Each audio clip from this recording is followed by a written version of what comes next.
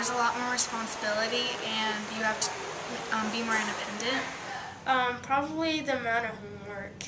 It's a lot more. I think the expectations are a little bit more higher than it was last year. And it's a little harder. Yeah.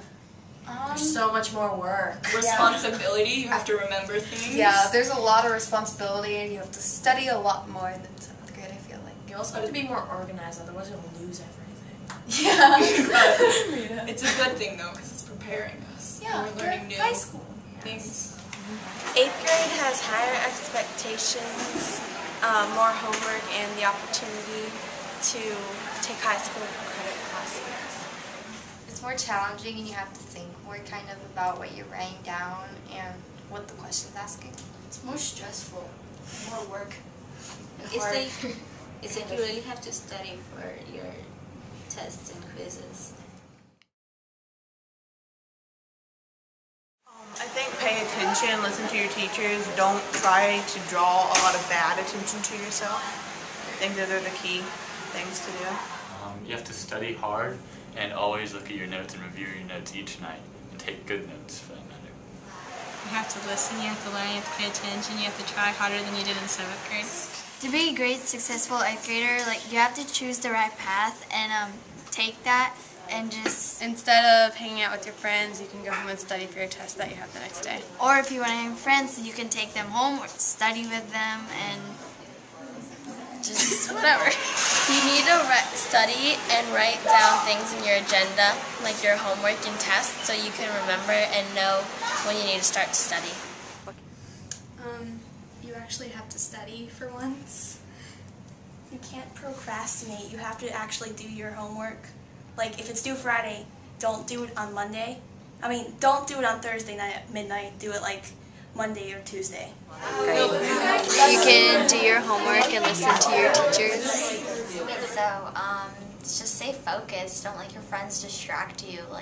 When you're researching a topic or something, don't get off topic. Search up what you need to find and stay on the topic, and don't start talking about boys or something. So just stay on topic, I guess, and you'll do fine. Pay attention and study. Use online resources a lot more because they give you it and they expect you to use it. And there's a lot more information on the internet that we can actually use, because books and textbooks we probably wouldn't bring home. To do your work, and if you don't understand something, always ask the teacher. Follow the expectations and don't get signatures on your debit card. Study for tests. Always do your homework and follow the rules. Don't get on the teacher's nerves. Mostly what Tom said on that one. You have to do your homework, do what the teacher says, and study. Pay attention and don't slack as much as you did in 7th grade. Study a lot. Work hard. Put the best effort they can into work. Make sure you're always listening and focused in class, because you could miss anything any minute. They need to study harder. Don't be late to class. And don't lose any money on the debit card. Take time into their work. And don't rush.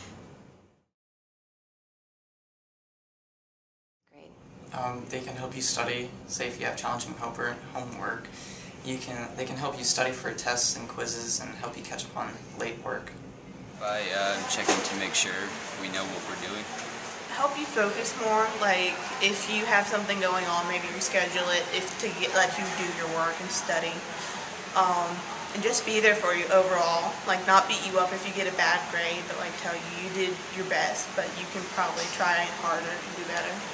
Pay attention to the stuff that the teachers give them to help the child, whatever they need help with. Help us study, kind of quiz us while we study.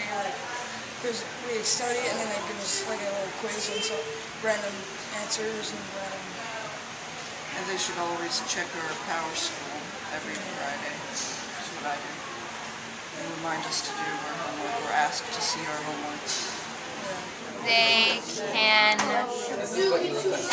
help me know when tests and quizzes are, because I'm not very good at that. For their child to be successful, they need to pay attention in the work that goes home for the parents, and also what the child is doing and be involved. They can kind of give you space to try to find out how to study, because for me, I make flashcards and I stay in my room for hours making flashcards, and I know that certain parents are like, oh, you need to go outside, oh, you need to do this, oh, you need to eat, oh, chores. Like, just give them some space to let them figure it out on their own.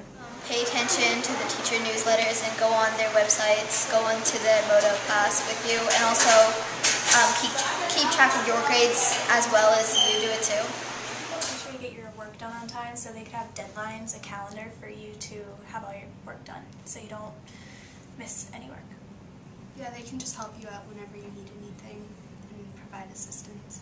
Support me and be there for me when I need to study, and help me when I study, and be there for questions. If we don't understand something, help explain it to us. Yeah. Maybe they're helpful with reminders, reminding you about things you have to do or get done, or make sure if you do other things like instruments like we do, like make sure you practice these instruments so you know that I have to do this tonight, so let me get my homework done now, so I'll still have time to get that done. Like, oh, Mallory, you have a test on Tuesday, make sure you do it. And I'll be like, okay, Mom, thanks. And then, like, give us money to go to DC. help with everything and stay on top of what's going on in school. Well, be involved in their child's education. Buy you a new laptop. Tell us to go to bed early so we're not tired the next day. Give us a good breakfast. Make you breakfast. Give us lots of chocolate cake.